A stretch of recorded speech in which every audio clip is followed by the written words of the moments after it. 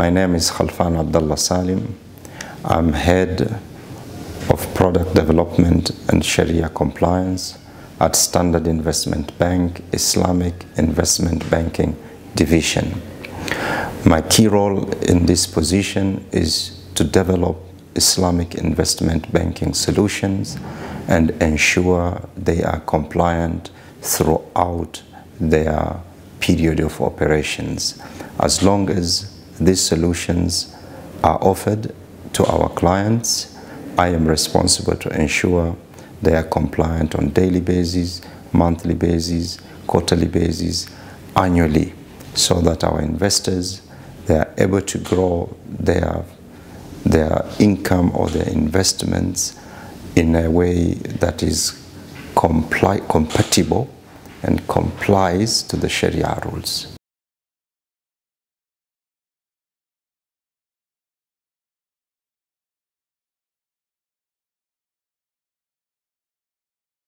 My work experience has been in the banking industry for the past 16 years, where I have been in product developments for Islamic windows, but also Islamic banks.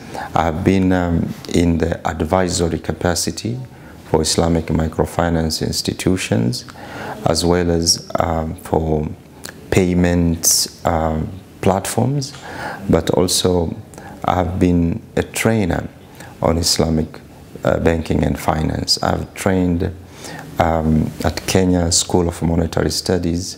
I've trained at the for short programs in Tanzania and in Kenya on Islamic banking, Islamic finance, Islamic investing, among others. So academically, I'm grounded in Islamic banking and finance, given my bachelor's degree, my several certification courses, but practically I've been involved from the beginning of 2008, where Kenya started Islamic banking services, as well as Tanzania. From that time, I've been involved in the sector in the role of training, advisory, as well as an author. I've written one book on Islamic finance in Swahili language. It's called Miamala ya Kifedha ya Kiislamu, or Islamic Financial Transaction.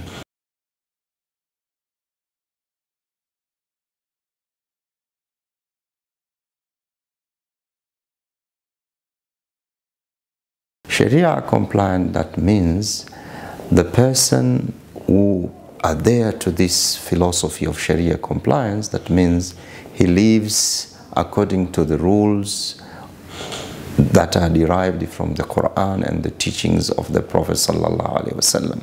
So when we say Sharia compliant investment, that means this is an asset that generates income, and this asset conforms to the rules and requirements that are derived from the Quran and Sunnah. So anything that we know Quran prohibited on investments, for example, Quran prohibited explicitly interest. So any investments that is Sharia compliant investment will be free from interest in whatever form it is.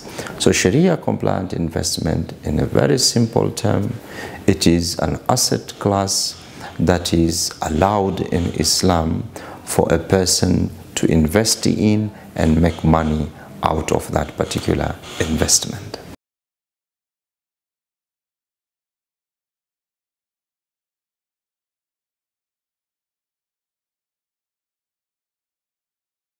SIB Najah is an Islamic investment banking division of Standard Investment Bank. The solutions that we offer cutters across 3 or 4 major areas. Number one, we have wealth management solutions, of which the primary product here is our Mansur Sharia fund. The other service that we offer is halal equity investing, investing in halal shares. A third one is an opportunity to invest in fixed income investment assets like sukuk, which is a Sharia compliant bond for simplicity sake towards understanding this terminology. And the fourth service that we provide is corporate finance, helping or advising companies on how to raise funds in a Sharia compliant manner, either through IPO, initial public offerings, or through issuing a sukuk, which is an Islamic bond. Now, in these services that we offer, to ensure that they are Sharia compliant, there are two critical organs that needs to exist to assure our clients that we conform to the Sharia rules. The first organ is Sharia Advisory Board, that whatever we do must be designed according to Sharia, but also be approved by independent body of Sharia scholars that will review the nitty-gritty of the products, the contracts, the terms and conditions, and give an approval for them to say that they are Sharia compliant. So we have a Sharia Advisory Board at Standard Investment Banking Najah, which is comprised of 3 board members of high repute, chaired by a renowned Sheikh, Dr.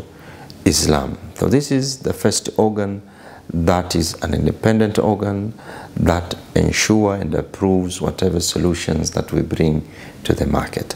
The second organ is an internal department where I sit as the head of product development Sharia compliance, ensuring that whatever we have developed, whatever has been approved by the Sharia board, it is properly implemented by our other departments. So we have trading desk department. We need to ensure they are aware of the products, they are aware of the procedure that has been laid down by our Sharia Advisory Board, and they implement to the letter. So my department is responsible to ensure those other players within the product setup, within our operations, they comply to the letter, the requirement that has been set by our Sharia Advisory Board, and I have to report that to 2 stakeholders. Number 1, the Sharia Advisory Board, and number 2, to you, our investor, so that you get full information with regards to your investments and it is halal status.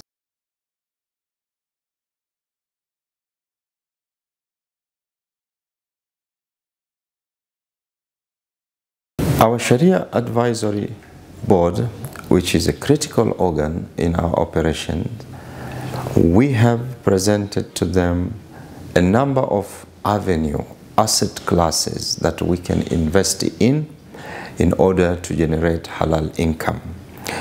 And these asset classes, which I'll mention shortly, had been approved by them. I'll just mention maybe 5 of them out of 8 of them. The 5 that we are investing in, number 1 is sukuk. Sukuk are Sharia compliant investment certificates that are structured according to Sharia requirements, and they are normally approved by the Sharia Advisory Board of the issuer. So for example, a government might be in need of funds for infrastructural projects. They can engage Sharia scholars and Islamic finance experts to structure this instrument called the sukuk, and it is approved by that particular country appointed Sharia scholars who will say that this structure of this instrument is Sharia compliant. So this is one avenue that we can invest in, and these sukuks are quite widespread globally, and even here in Kenya we have seen some of these sukuk issued at private placed, that is to private investors rather than listed at the Nairobi stock exchanges. But other sukuk are listed in stock exchanges in global markets, like maybe in Dubai, in US, in London, among other places. So this is instrument number 1. It can be issued by the government or issued by the companies. Number 2 are halal equities. These are shares that are publicly traded that a company would issue for interested investors. They buy them. So there are halal equities and non-halal equities. We ensure we are there to the laid down requirements, and these laid down requirements have been put by some international organizations, and our Sharia board has approved those requirements. We have to screen the company. Is the company business Sharia compliant? Are they borrowing in an Islamic way, or they are not borrowing in an Islamic way? Are their products, their whole set of products, are they all Sharia compliant, or there are some products which are not Sharia compliant? If there is some product not Sharia compliant, it is revenue. How much is it generating in the total revenue of that company? So we do business screening and financial screening before coming to a decision as to whether this stock is compliant or not. So we, particularly my department and the trading desk, given the guideline given to us by the Sharia Advisory Board, we screen this on a regular basis to see whether these companies' shares, they are halal for us or not. So this is number two. Number three, quickly, are exchange traded funds. These are funds that are listed in stock markets. Number four, these are Islamic real estate investment trusts, which we can also invest in. And number five are commodities, halal commodities that are traded in varieties of global markets. We can also trade in commodities, among many other assets that our board has approved us to engage in from time to time. The process that we follow to determine a particular asset Sharia compliant or not varies from one asset class to the others. As I've mentioned, there are several Sharia compliant asset classes. There are sukuk, for example. So sukuk, for example, will require us to make sure that we get an evidence that that sukuk has been approved by well-known Sharia scholars. So when we receive the prospectus of that sukuk, we read it, we analyze the structure of that sukuk, we also look at who has approved among the Sharia scholar of that particular country, of that particular company, on that particular sukuk. So we check that and get all the certificates from those shuyukhs or from those company, certificate that have been signed by those shuyukh, to give us a comfort that they have reviewed and approved that particular sukuk. When it comes to stocks, halal stocks, these we normally have our internal mechanism to look at the business. We do business screening and we do financial screening of that company. And this normally is easy, but not easy for everyone. Is easy in the sense that normally the public listed companies, their information is public. So we are able to get their financials, and then our analysts normally analyzed based on the requirement provided to us by our Sharia Advisory Board.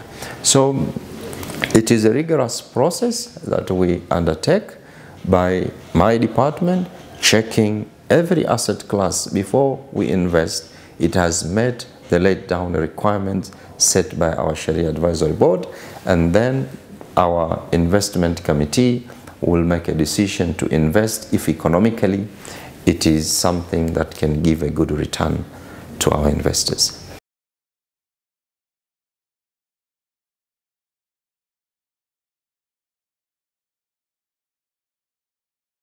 The asset classes differ. A sukuk is different from halal share, is different from equities, is different from exchange traded funds, is different from Islamic real estate trusts. So there is a possibility, particularly in shares. When you invest in halal shares, we have screened that share to be Sharia compliant in January. But along the period, that company might engage in non-compliant business activity. So when we get the quarterly report, when we read that particular report and analyze it, we might come to realize that, oh, that company, in the month of February, it had done something which is contrary to Sharia. And in that regard, then, we will have to undertake a purification process, depending on the extent of violation. The first possible extent of violation is something that what we consider below 5%. What does this mean? It simply means if that company generates income which is non-Sharia compliant, must be less than 5% of their total revenue. Okay, so if it is something lesser than 5%, then we can purify that by making sure whatever dividend or whatever capital gain that has been realized in that particular share, we take a certain percentage of that income to charity account. So the purification here means we will always deduct any income that in our considered opinion is non-compliant and take it to our charity account at Standard Investment Bank Najah. And this income is not for the bank. This income will be spent to the society, to charitable undertakings for charitable purpose. So it's not an income to the bank, and also we don't want to give it to you because we want you only to get halal income, and whatever is not halal, we take it to the designated social or charitable project, and that is the ruling we have from our Sharia Advisory Board, and also it is the ruling from many reliable scholars in this particular field.